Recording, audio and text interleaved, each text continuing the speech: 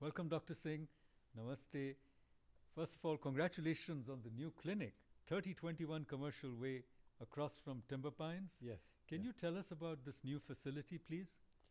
Well, it's been 4 years in the making, and we have built out half of it. Used to be an old Walmart center, and then it became kind of a community flea market. And then when we took it over, we decided that we were going to put our medical facilities. That's all we know. We can't manage a flea market so well. So we went into putting our offices, and I must say there is more space. It is more organized, more efficient for us. We are able to move our walk-in clinic there. I have moved my office. Another set of probably 12 to 13 providers have moved with us there. So it's a busy place. It's a happening place. It's growing very fast, and our walk-in services are being used not just by our patients, but patients outside our practice too, which is a heartening thing. I believe you have 30,000 square feet of space, and that's only half the That's area. yeah, and some 30 plus, and so the rest is not built out because these things take a long time, approvals and planning and design, and then build out. As you know, we went through COVID, and so that is carrying on. So we'd lost a lot of time with that, but finally it happened when it did, and we were able to move at least part of our clinic there, and it's growing. It's busy. People seem to appreciate it. We're trying to make it more. Now you have to break in the facility, because initially it's just space, cut and dry. Now you have to kind of domesticate, kind of like an animal, like a wild animal. This you have to bring it and You have to humanize tame it, and humanize. tame it, and then say, okay, this is how our workflow will be. Because what you abstract earlier, this is the workflow. Everything goes to toss, right? With the first patient, all the rules are broken. Now you have to quickly maneuver, adapt for their needs. Patient doesn't want to walk so much. Okay, let's get you a wheelchair. No. Let's get a golf cart. All these, suddenly everything changes. But tell us the new facilities over there. How will a patient be helped if they come to the new clinic? Well, so a lot of things we have tried to continue what we did before. We're continuing the IV room, the therapy, which has become bigger. Walk-in services have improved, so better walk-in, more timely, because often the problem is the volume that comes in, then you get slowed down, then patient wait times go up, which drives me, completely bonkers when patients wait too long. So that is better. We have more space. So when you have more space, you can adapt quickly, and move more patients faster, so they don't have to wait when they're not feeling well. My own clinic, I don't like people to wait. We're trying to work through that.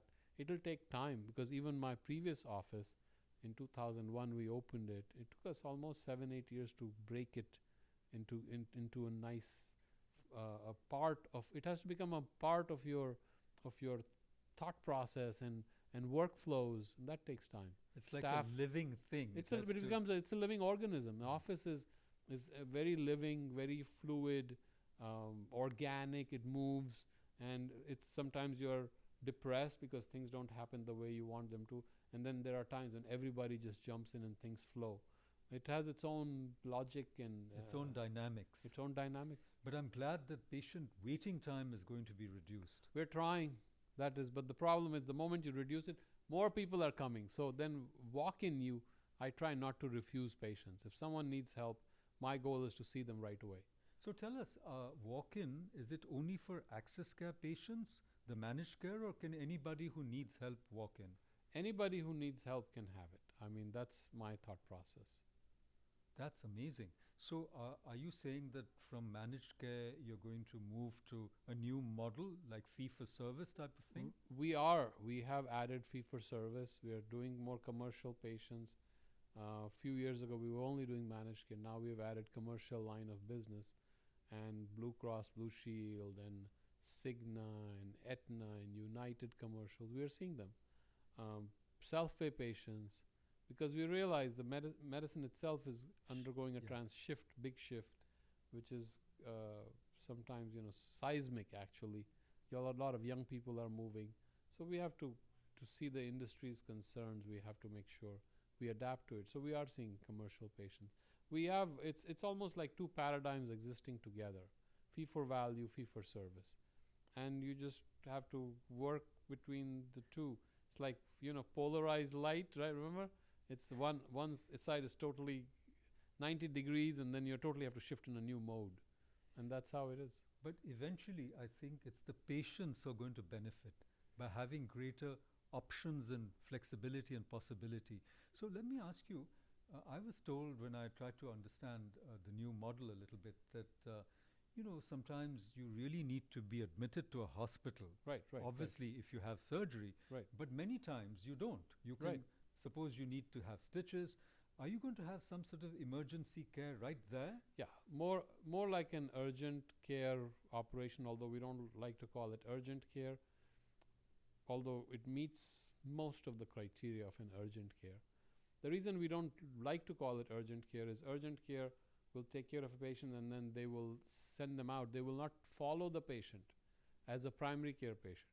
We like to follow our patients because we are originally primary care and then we started doing walk-in services. Urgent cares only take care of the urgent problem and then they don't want to deal with the chronic things. But that's why I don't call it an urgent care center. We will take care of them and we will follow them and we will do whatever is needed for them, for their chronic and their total well-being, long-term health. So the idea was to provide more and more services to people who need it right away. Sutures, so urine infections, minor infections, abscesses, cough, cold, upper respiratory infections, back pain. This is the usual, this is the array of diseases we see, and we should be able to take care of people. But then we have people with chest pains who wait 2 weeks. We want to see them right away. Then we have patients with gallbladder, inflamed gallbladders, and we want to see them right away. We don't want our patients to wait.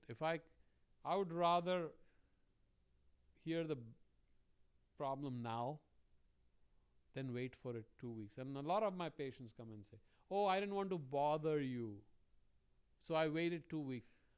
Well, you bothered me now. Now I'm bothered. You should bother me when you have a problem. Don't wait. And so our goal is, you have a problem, come, let's try to do our best to fix it. Yeah, this is very heartening because in other places like Canada and United Kingdom, they have to wait weeks and weeks just to see a doctor. It's a very different system, and I think where we can do better. See, there are a few things really good about our healthcare system. I mean, we beat up our healthcare system. I myself have done so. I'm an expert. I'm a pro at it. There are certain things very good about our system. One is the emergency services. 911, you call them, we call them. In 2 minutes, they were there. In my office, someone had a heart block. And now there you have every second is important. And patient was arguing with me, didn't want to go to the ER. And I said, that's it. That now my hammer comes out. And he was very appreciative. Later, next day when he had the pacemaker and he survived, he was very thankful. And he, saved his life practically. Right. But so I just love that. 911, emergency services, boom, EMS is there in 2 minutes. That's something great in this country. More acute services, unfortunately, people are going to the ER and using that. We want to go beyond that. We want to have our own primary care, strong primary care service, good specialty care, integrated care. But then we also want good acute care, which is not of the intensive care. I'm not talking about the ICU. You don't want me to take care of your, acute heart attack in the office. For that, you have a setting, go to the ICU in the hospital. But other minor things, lacerations, minor cough, colds. Do you have a tie-up with a hospital nearby if you need Yes, to transfer a patient? all the time. All the time. Yeah. We, all the local hospitals, we have privileges. We have our own hospitalist services. So, yeah, we work well with them. So what are the specialties available in the new clinic? Well, right now, it's just us, all primary cares. We wanted to bring in nephrology. So think about it. We moved there because we didn't have space. Now we don't have space there either. I mean, it has grown so fast. We wanted to bring in nephrology, podiatry, and hopefully when we build more, physical therapy, radiology, all those things we wanted to bring. Cardiology. But right now, because it is growing so fast, we just said, okay, let's take a deep breath, let's chill, and let's hunker down. Let's get this working as a one fluid, dynamic unit. Then we can talk about bringing in more. So how many providers do you have there all the time right now? Right now, we have about 12 to 13 providers. And you may get more coming in? When we have space, we've run out of space. Wow. So now our battle is how to expand it, and we know how long it will take. The county permissions, then design. It will take time, but we'll work with what we have, and then let it settle down. Once it settles down, then we can think about expanding. And how does the new clinic integrate with your other branches which you already have? For example, you have, the Access Healthcare physicians with many clinics all over the place. You have Elite. You also have ACTC. You have CHO, Yes. which is for oncology and for Right. cancer treatments. So how does the clinic integrate with the other branches of your services? It's the same. It's actually physician directed most of the time. We work with each other, and so it's patient needs and physician involvement, physician networking. It's just like any other office, part of the network, but it's a bigger office, and I believe this may be our model of taking care of patients more and more. Primary care, but then also have acute care or urgent care, where you take care of their immediate needs and gives the patients the flexibility and saves them time, saves them the hassle of sitting in the ER with people they don't know, doctors they don't know, more compassionate approach, less corporate approach. That is the intent. And I hope if this model works, then hopefully we can You grow could replicate it. Yes, And you're yes. also combining the managed care and fee for and fee for service. service. Yes. So it's a mix and match, a mixed model, if you like. Yes. Mixed economy. Well, we wish you all the best. I'm sure the clinic will do brilliantly well under your able guidance and direction. And I hope that people who are really in need of help will come and avail of the new facilities. Thank Well, you very much. Thank you.